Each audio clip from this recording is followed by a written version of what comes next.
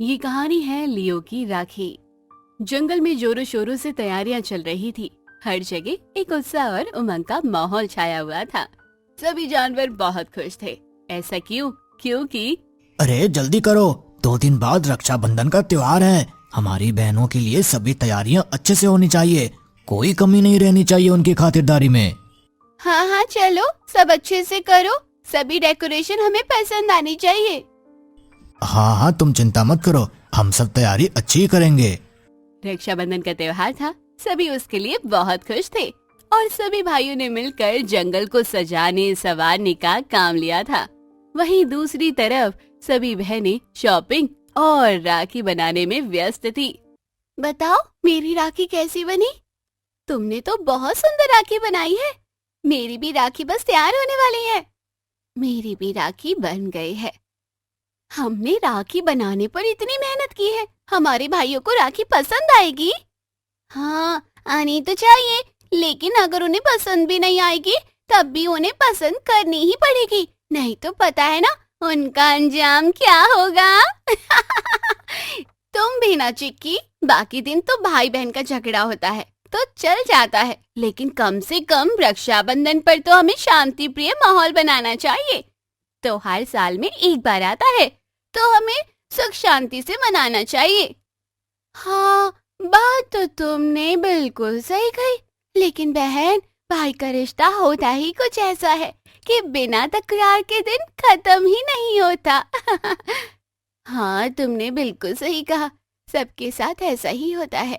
दिन में एक बार तकरार तो जरूर होती है।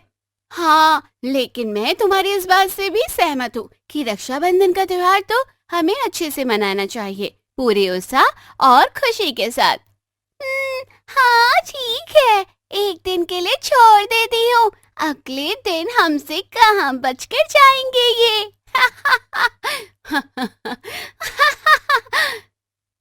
अच्छा चलो जल्दी से राखी कंप्लीट करते हैं, उसके बाद हमें ढेर सारी मिठाइयाँ भी बनानी है।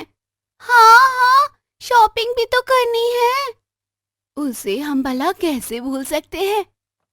इस तरह जंगल में सभी बड़े अस्त व्यस्त थे, लेकिन कोई था जिसे सूनापन महसूस हो रहा था। जंगल का लियो।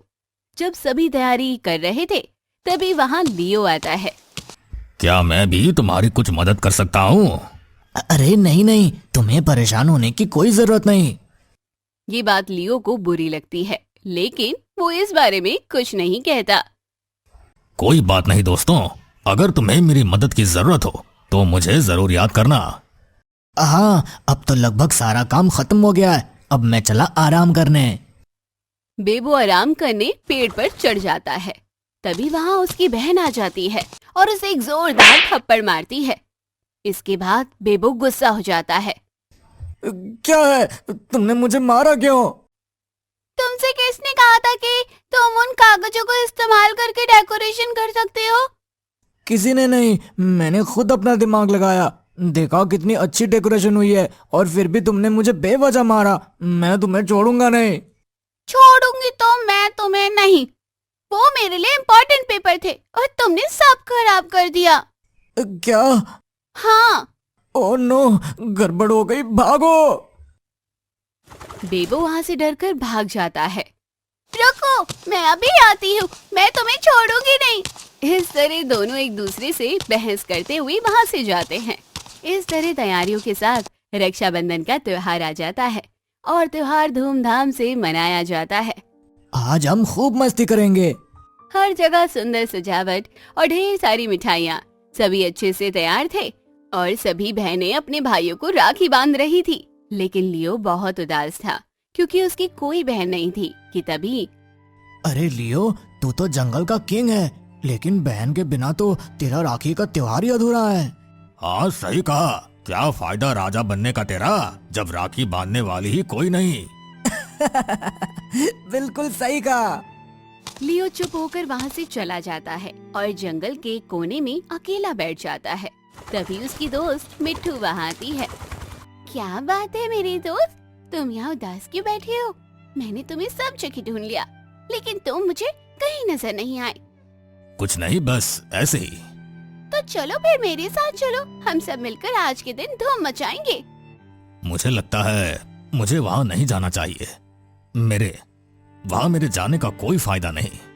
लेकिन तुम ऐसा क्यों बोल रहे हो? क्योंकि आज रक्षाबंधन का त्योहार है और मेरी तो कोई बहन ही नहीं है, तो फिर भला मेरा उस पार्टी में क्या काम?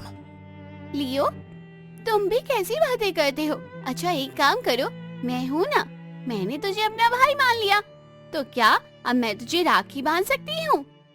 क्या सच में? हाँ पापा सच्ची। चल अब जल्दी बता, क्या तू मेरा भाई बनेगा? तू मेरा सबसे अच्छा दोस्त है, मैं तुझे भला अकेला कैसे छोड़ सकती हूँ? चल मैं तुझे राखी बांधूंगी और आज के बाद मत कहना कि तुम्हारी कोई बहन नहीं। अपनी सबसे प्यारी दोस्त मिट्टू की बात सुनकर लियो भावुक हो जाता है। उसकी आंखों से आंसू आ जाते हैं और वो खुशी से हाँ कर देता है। तुम कितनी अच्छी हो, चलो चलते हैं। तब मिट्टू और लियो दोनों वापस जाते हैं और मिट्टू वहाँ पर लियो को राखी बांधती है। लेकिन अभी कुछ बाकी था। बेबो और भोलू की बहन दोनों अपने भाइयों से नाराज थी। आज से हम तुम्हारी बहन नहीं हैं। हाँ बिल्कुल सही कहा। लेकिन क्यों? हमने ऐसा क्या किया है? हाँ, हमने तो डेकोरेशन भी कितनी अच्छी की है। यहाँ पर बात डेकोरेशन की नहीं हो रही, तुम्हारे व्यवहार की है। तुमने लियो का मजाक उड़ाया क्योंकि उसकी बहन नहीं। क्या हुआ अगर उसकी बहन नहीं तो क्या उसे रक्षाबंधन का त्योहार मनाने की आजादी नहीं? हाँ वो तुम्हारा दोस्त है और तुम उसके साथ ऐसा व्यवहार कैसे कर सकते हो? जरा खुद सोचो, अगर तुम्हारी बहन नहीं होती और कोई तुमसे इस तरह कोई बात करता है और तुम्हें रक्षाबंधन का त्योहार मनाने से मना करता है तो तुम्हें कितना बुरा लगता है। हाँ इसलिए हमने फैसला किया, अब से हम तुम्हारी बहन नहीं। अपनी बहनों की बात सुनकर दोनों को बुरा लगता है और उन्हें अपनी गलती का एहसास हो जाता है।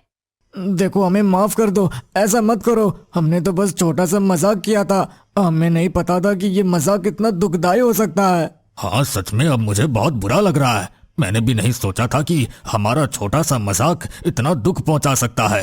लियो हमें माफ कर दो। कोई बात नहीं दोस्तों। और हमारी बहना तुम भी हमें माफ कर दो। ठीक है, लेकिन आगे से ऐसी गलती नहीं होनी चाहिए।